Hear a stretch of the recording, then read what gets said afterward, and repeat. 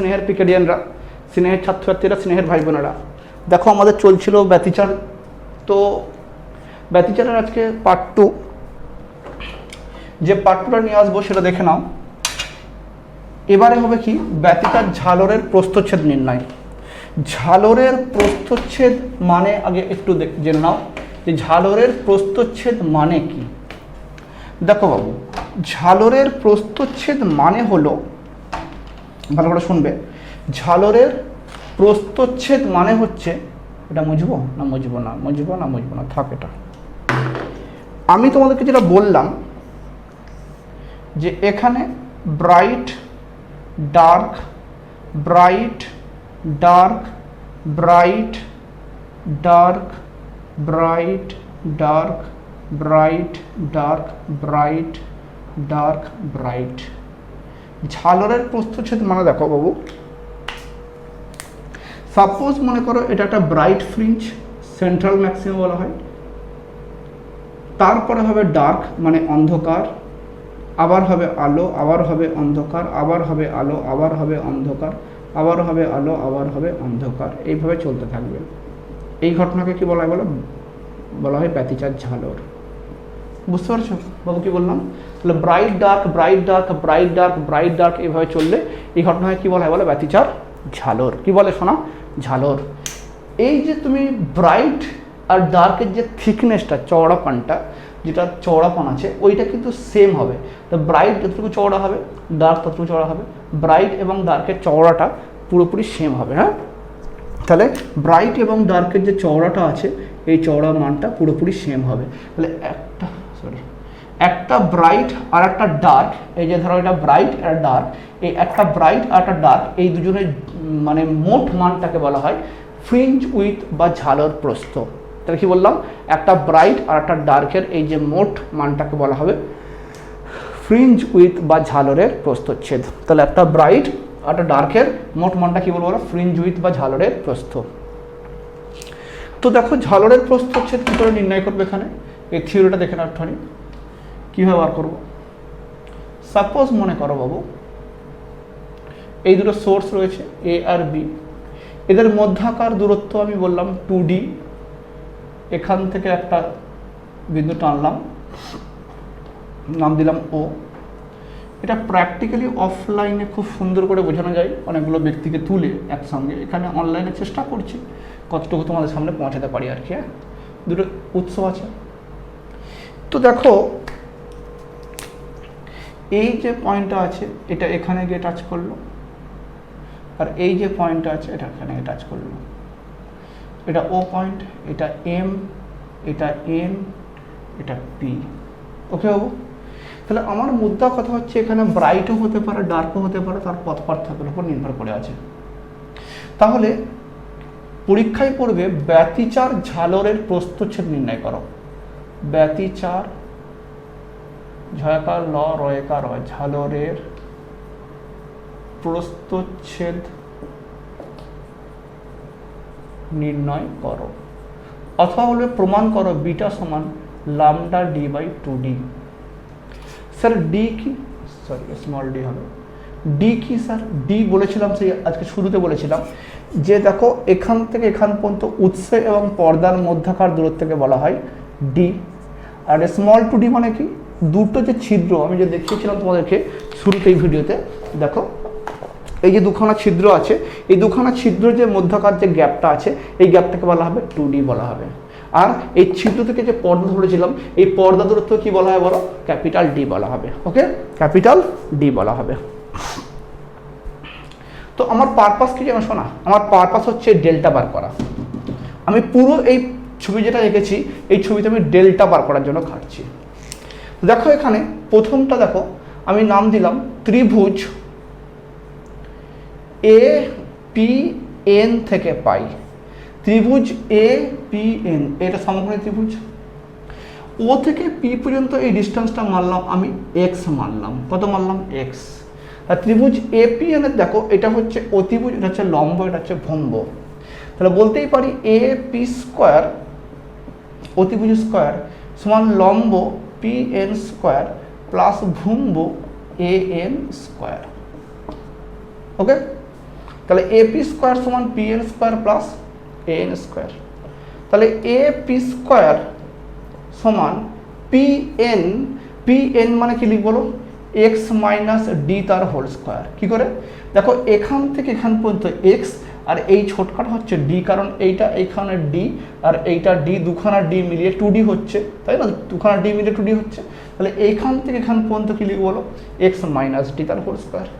আর এখান থেকে এখান দূরত্ব, উৎস থেকে পর্দার দূরত্ব বড় ডি স্কোয়ার। আবার দেখো ত্রিভুজ বি পি এম থেকে পাই, বি পি এম থেকে পাই, বিপিএম থেকে কী পাচ্ছি দেখো, বিপি স্কোয়ার সমান অতিভুজ স্কোয়ার সমান লম্ব স্কোয়ার, মানে কি দেখো A am sorry PM, PM square plus BM square. বাবু দেখো এদিকে ব্যাপারটি, বিএম মানে ডি আর পিএম মানে এক্স প্লাস ছোটকা ডি, হ্যাঁ কি না? তাহলে এক্স প্লাস ছোটকা ডি তার হোল স্কোয়ার প্লাস বড় হাতের ডি স্কোয়ার, এটা হচ্ছে বিপি স্কোয়ার। এটাকে 1 নম্বর নাম দিচ্ছি, একে 2 নম্বর নাম দিচ্ছি। 2 মাইনাস 1 করে পাই, 2 মাইনাস 1 করে পাই। তাহলে 2 মাইনাস 1 করলে কি হবে দেখো, এখানে 2 মাইনাস 1 করে পাই, তাহলে BP square minus AP square হবে। কি হবে? BP square minus AP square. BP মানে কি দেখো, এক্স প্লাস ডি তার whole square plus D square, তাহলে এটা হচ্ছে এক্স প্লাস ডি তার whole square plus D square, minus AP মানে দেখো এক্স মাইনাস ডি তার whole square plus D square, minus X minus D তার whole square minus D square. কারণ minus কেন হলো বলো তো, এই দেখো এখানে প্লাস ছিল আর এই সামনে মাইনাস থাকার জন্য বিয়োগ করছি বলে প্লাসে মাইনাসে মাইনাস হয়ে গেছে। এই ডি স্কোয়ার কী করলো বলো, ঘুম পাড়িয়ে দিল। তাহলে এ স্কোয়ার মাইনাস বি স্কোয়ারের ফর্মুলা বলো, বিপি প্লাস এপি ইন্টু বলো বিপি মাইনাস এপি। আর ডান দিকটা কি হচ্ছে, এ প্লাস বি তার হোল স্কোয়ার মাইনাস এ মাইনাস বি তার হোল স্কোয়ারের ফর্মুলা কি, 4 ইন্টু এ বি, তাই না, 4 ইন্টু এক্স ডি। বাবু একটা কথা বলি দেখো, বি থেকে পি পর্যন্ত দূরত্ব আর এ থেকে পি পর্যন্ত দূরত্ব এইটা প্রায় লগভগ ডি এর সঙ্গে সমান হবে। মানে আমি বলতে চাই সেটাই, এই যে দুটো আলোক উৎস ছিল এখান থেকে ধরো এই দূরত্বটা এই একদম ছোটকা জায়গার মধ্যেই অনেকগুলো পরপর ফ্রিঞ্জ হয়ে যাবে। তার মানে যখন তুমি এখান থেকে একটা দূরত্ব নেবে, ভালো শুনবে, দূরত্বের মধ্যে কাছাকাছি হবে। মানে আমি তোমাকে একটু যদি এঁকে দেখাই বুঝতে পেরে যাবে। ধরো এটা বলছি, এই ছিদ্র তো আছে না, ধরো এখানে বললাম না, আর এটাকে যদি এখানে বলি, হ্যাঁ অনেক দূর হয়ে গেছে। কিন্তু যদি বলি এই যদি দূরত্বটা এরকম হয়, সাপোজ মনে করো যে এরকম হয়, এইটুকু মাত্র গ্যাপ এইখানে আছে আর এটা এখানে আছে, দেখো মনে হচ্ছে প্রায় সেম হয়ে যাচ্ছে না, হালকা সরে আছে। তার মানে কিন্তু হালকা পার্থক্য আছে, খুবই কম। তার মানে আমাদের এই যে ফ্রিঞ্জগুলো হয় না, একদম সরু হয় বলেছিলাম। তার মানে এই ছোট জায়গার মধ্যে কয়েকশো ফ্রিঞ্জ হয়ে যাবে। আর এই ছোট জায়গার মধ্যে যদি আলোক রশ্মিগুলো বিভিন্ন জায়গায় যায়, তখন দেখো প্রায় মনে হবে এইখান থেকে এই দূরত্বটা যেন সোজা দূরত্বের সঙ্গে সমান হচ্ছে ডি এর সঙ্গে। মানে এই কার দূরত্বটাকে আর দূরত্ব মনে হবে না, ডি মনে হবে। হালকা পার্থক্য অবশ্যই আছে। মানে আমি কি বলছি, বিপি আর এপি মানে এখান থেকে এই দূরত্ব, এখান থেকে এই দূরত্বটা লগভগ কার সঙ্গে সমান হবে, ডি এর সঙ্গে, ডি প্লাস ডি। আর এই যে বিয়োগ ফলটা হালকা যে পার্থক্য আছে, দ্যাট ইজ দ্য পথ পার্থক্য। মনে আছে না, দুটো আলোর মধ্যে পথ পার্থক্য, দিস ইজ এটা delta equals to 4 into x D, equals to 4 into x D. হয়েছে বাবু, 4 ইন্টু এক্স ডি। দেখো এবারে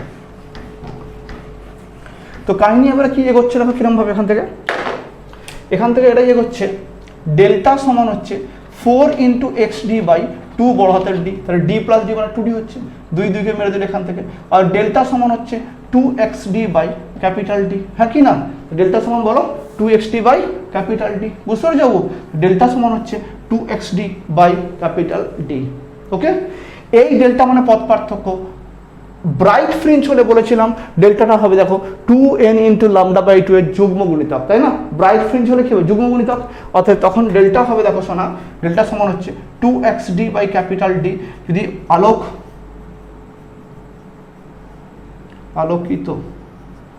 অঞ্চল তৈরি হয়, অ-ল অঞ্চল বা ব্রাইট ফ্রিঞ্জ তৈরি হয়।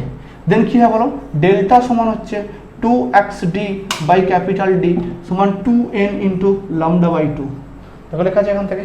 তাহলে আমি এই দুটোকে যখন এখানে n লিখবো সঙ্গে সঙ্গে এখানে n হবে, কারণ এখান থেকে এই দূরত্বটা তখন x না লিখে কী লিখবো, xn লিখবো। 5 নম্বর ব্রাইট, 6 নম্বর ব্রাইট, 7 নম্বর ব্রাইট, কত নম্বর ব্রাইট তত নম্বর দূরত্ব হবে। যদি বলে 2 নম্বর ব্রাইট, তাহলে এই দেখো না, ধরো এটা হচ্ছে সেন্ট্রাল ম্যাক্সিমা, কি এর নাম সেন্ট্রাল ম্যাক্সিমা, সিএম লেখা হবে সেন্ট্রাল ম্যাক্সিমা। তারপর এটা কি ফার্স্ট অর্ডার ম্যাক্সিমা, এটা second order maxima, third order maxima, বুঝতে পারলে না? এটা ফার্স্ট অর্ডার মিনিমা, এটা সেকেন্ড অর্ডার মিনিমা, এটা থার্ড অর্ডার মিনিমা, এটা ফোর্থ অর্ডার মিনিমা, হ্যাঁ কি না? যত দূরে যাচ্ছি তত দেখো এক্সের মানটা বাড়ছে। যখনই এন এখানে লিখছি আমি এন তম, 5 নম্বর ব্রাইট তখন এখানে এক্সএন হবে, 6 নম্বর হলে x6 হবে, 7 নম্বর হলে x7 হবে, হ্যাঁ কি না? তাহলে দেখো 2 কে মেরে দিলে এখান থেকে, অতএব xn into D into 2 equals to n into lambda into D. তাহলে xn ইকুয়ালস টু কী বলা হবে, n lambda D by 2d। Okay, xn পেয়ে গেলাম। মানে সেন্ট্রাল ম্যাক্সিমা থেকে, সেন্ট্রাল ম্যাক্সিমা কোনটাকে ধরা হচ্ছে আমি তোমার ছবি এঁকে দেখাচ্ছি। দেখো সেন্ট্রাল ম্যাক্সিমা কোনটাকে ধরা হচ্ছে, দেখো যখন পথ পার্থক্য শূন্য হয় তখন তাকে সেন্ট্রাল ম্যাক্সিমা বলা হয়। মানে এটা দেখবে, এই দেখো দুটো আলোক উৎস আছে না, এখানে আঁকলে হবে না, এখানে আঁকছে, দুটো আলোক উৎস আছে, হ্যাঁ, এই আলো এখান থেকে মিট করলো, এখান থেকে মিট করলো, এটা হচ্ছে সেন্ট্রাল ম্যাক্সিমা। এখানে ব্রাইট ফ্রেঞ্জ, তারপরে first order, second order, third order, এইরকমভাবে চলবে শোনা, বুঝতে পেরেছো? এর নাম কি সেন্ট্রাল ম্যাক্সিমা, তারপরে ফার্স্ট অর্ডার ম্যাক্সিমা, তারপরে সেকেন্ড অর্ডার ম্যাক্সিমা, তারপরে থার্ড অর্ডার ম্যাক্সিমা।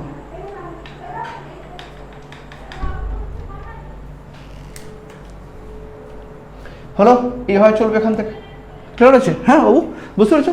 তো আরামসে এগুলো হবে এখান থেকে।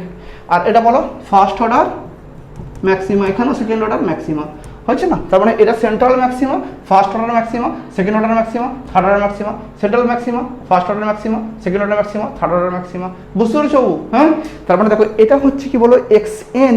যদি এখানে xn হয়, ধরো বললাম আমি, ভালো করে শুনবে, ফ্রিঞ্জ উইথ আমি একটু আগেই বললাম যে একটা ব্রাইট একটা ডার্কের মিশিয়ে, ভাবে দেখো, হ্যাঁ, ধরো বললাম আমি এখানে 2তম ব্রাইট নিলাম, মানে এই জায়গাটা, আর 3তম ব্রাইট, দেখো এখানে অর্ধেক 2 নম্বরের ব্রাইট, অর্ধেক 3 নম্বরের ব্রাইট, অর্ধেক 2 নম্বরের, অর্ধেক 3 নম্বরের মিশিয়ে হয়ে গেল একটা ফুল ব্রাইট আর একটা ডার্ক। তাহলে একটা ফুল ব্রাইট আর ডার্ক হয়ে গেল খতম, হ্যাঁ কি না?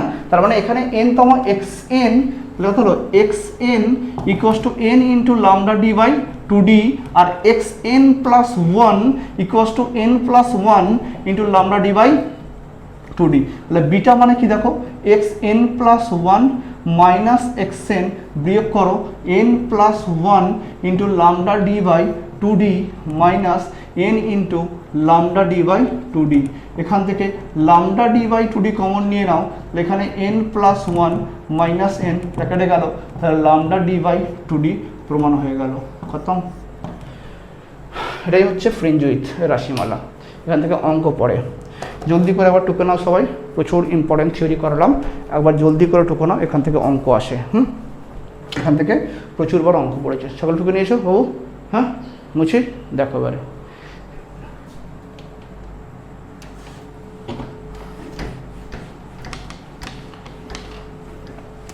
তুমি কিরকম অঙ্ক দেবে দেখো, হ্যাঁ, ব্যতিচার ঝালরের প্রস্থচ্ছেদ বিটা সমান ল্যামডা ডি বাই 2d। তোমাকে এক্সাম্পল দেবে যে পর্দার দূরত্ব d সমান 2 মিটার এবং আলোক উৎসের দূরত্ব 2 মিলিমিটার হলে, তাহলে ল্যামডা সমান 6000 যদি আংস্ট্রম হয়, তাহলে ঝালরের প্রস্থ কত হয়? পারবে না?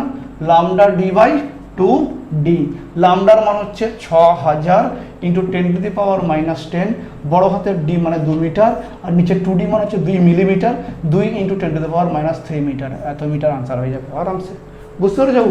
এরকম টাইপের অঙ্ক আমি একদম, যেহেতু একদম শেষ মুহূর্তে ওয়ান শট পড়াচ্ছি, ইন ডিটেলস পড়াচ্ছি, বাট সব করানোর মতো সময় তোমাদের হাতেও নেই, আর এখন সময় এত তোমরা পাবেও না। ওকে, ক্লিয়ার হয়ে যাবো। আমরা দেখো তীব্রতার সঙ্গে সম্পর্ক করবো, কী বলবো? তীব্রতার সঙ্গে সম্পর্ক। দেখো তীব্রতার সঙ্গে বিস্তারের সম্পর্ক আছে। দেখো আলোর তীব্রতার সঙ্গে বিস্তারের সম্পর্ক হচ্ছে, মন দিয়ে শুনে রাখবে, I proportional to A square. A মানে কি বলেছিলাম, বিস্তার, হ্যাঁ কি না, বিস্তার বলেছিলাম বাবু, I proportional to A square. তাহলে তীব্রতা মানে ব্রাইটনেস, ফোনের যে ব্রাইটনেস বোঝো, ফোনের যে ব্রাইটনেস বেড়ে যায় কমে যায়, হ্যাঁ কি না, দ্যাট ইজ কল দ্য তীব্রতা। তাহলে যত ব্রাইটনেস বাড়ে তার মানে তত বিস্তার আলোর বেড়ে যায়। ওকে না, ক্লিয়ার হয়েছে? তো দেখো তীব্রতার সঙ্গে বিস্তারের সম্পর্ক I proportional to A square. তাহলে এবারে দেখো আরেকটা ফর্মুলা এখানে মনে রাখবে, এটা প্রমাণ এখানে করার এখন সময় নেই বা আমি এখানে করবো না, যখন যেইতে ক্লাস করাবো তখন আলোচনা হবে এটা। বিস্তারের ফর্মুলা ধরে যদি বিস্তার আলাদা হয় তাহলে a1 square plus a2 square plus 2 into a1 into a2 into cos 5, এটা হচ্ছে লব্ধি বিস্তারের ফর্মুলা। যখন দুটো বিস্তার সমদশায় মিলিত হবে তাহলে সমদশা মিলিত হয়, যেমন বলেছিলাম একটা ঢেউ উপর দিকে উঠেছে আর একটা ঢেউ উপর দিকে উঠছে, তাহলে মোট ঢেউ বেড়ে যাবে। সমদশা হলে তখন দুজনের মধ্যে দশা পার্থক্যের মানটা শূন্য হয়। আর দেন কী হবে দেখো, তখন হবে এ ম্যাক্স, তখন বিস্তার বেড়ে যাবে। এ ম্যাক্স হবে দেখো √, a1 স্কোয়ার, a1 মানে কোনটা, যে দুটো আলো যাচ্ছিল ওই আলোর মধ্যে সামান্য বিস্তারের পার্থক্য, এটা হচ্ছে a1 আর এটা হচ্ছে বলো a2, একদম অনেক বড়কা নয়, সামান্য বিস্তারের পার্থক্য। তাহলে a1 square plus a2 square plus 2 into a1 into a2 into বলো cos 0, তাহলে কত হবে দেখো √, হচ্ছে a1 square plus a2 square plus 2 into a1 into a2, কত হচ্ছে দেখো a1 প্লাস a2 তার whole square, this is equals to I max. আর যদি বিপরীত দশায় মিলিত হয়, বিপরীত মানে যেখানে অন্ধকার হবে, হ্যাঁ না, বিপরীত যেখানে অন্ধকার হবে তখন দশা পার্থক্যের মান হবে 180 degree.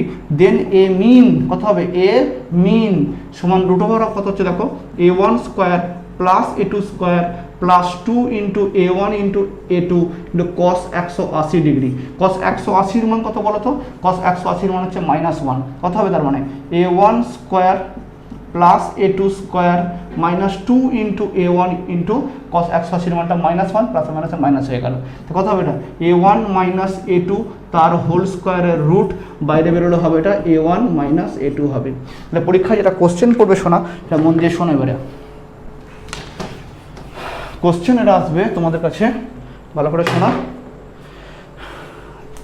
A max by A min, A max এটার রুট ছিল, তো রুট হলো এটা a1 প্লাস a2, হয়েছে না বাবু, a1 প্লাস a2, ওকে √, ছিল না a1 প্লাস a2 √, ছিল।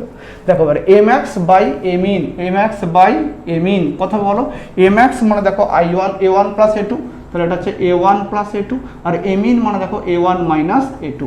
আমি আগেই বললাম I proportional to A square, তাহলে বলতেই পারি I1 সমান a1 স্কোয়ার সমানুপাতিক, অতএব I1 সমান k into a1 square, I2 proportional to a2 square, তাহলে I2 সমান k ইন্টু a2 স্কোয়ার, হ্যাঁ কি না, তার মানে এ ম্যাক্স আপন এ মিন কত লিখবো বলো তো, দেখো a1 এর জায়গায় লেখো